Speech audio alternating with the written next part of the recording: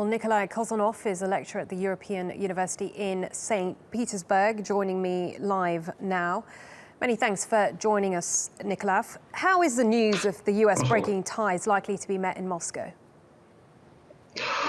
Well, definitely what's happened currently in Russian-American relations is just the continuation of the overall deterioration of the ties between the two countries. But at the same time, I need to emphasize that basically nothing happened in Syria, in the dialogue on Syria that could bring changes.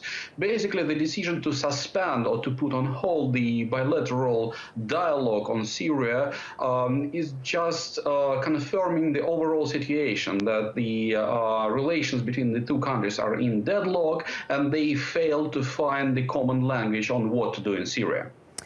Given the return to fighting we've seen from Moscow and the Syrian regime in Aleppo, some say that the Russians' heart was never even in the cessation of hostilities in the first place. I mean, do you think there is a possibility that we could see another cessation of hostilities, and what would the terms be like? Well, definitely the Russians feel themselves very self-confident about what they are doing in Syria. And from them, the agreement achieved between Kerry and Lavrov was just another attempt to reach the conflict settlement on their conditions. The Americans demonstrated what the Russians believe in inflexibility, so the Russians, they just step back. But they are quite sure that sooner or later, the US or the international community will make another attempt to launch the dialogue. And while the Russians are waiting for this attempt, they will keep on bombing Aleppo, unfortunately. On the other hand, I'm quite sure that definitely, while currently this dialogue between the US and Russia in a deadlock, but after the settlement of the new administration in the White House, after the presidential elections in the US, we'll definitely sooner or later will see the Americans trying to find a common language with the Russians.